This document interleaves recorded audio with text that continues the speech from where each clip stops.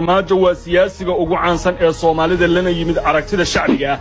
waa kan ugu taageeraha badan bulshada dhexdeeda wali waxa uu haystaa taageero fara badan oo uu ku naaloonayo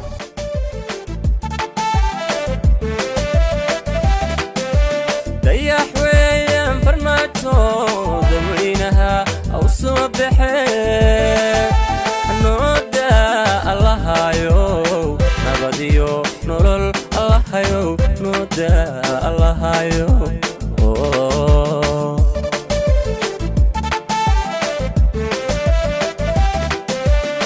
dawada dalkeeni siyada iskoolada jaamacadaha dariiqyada inba daraajadu rabay degdeg oo gaadhay dida lagaga marmay degdeg oo gaadhay dida lagaga marmay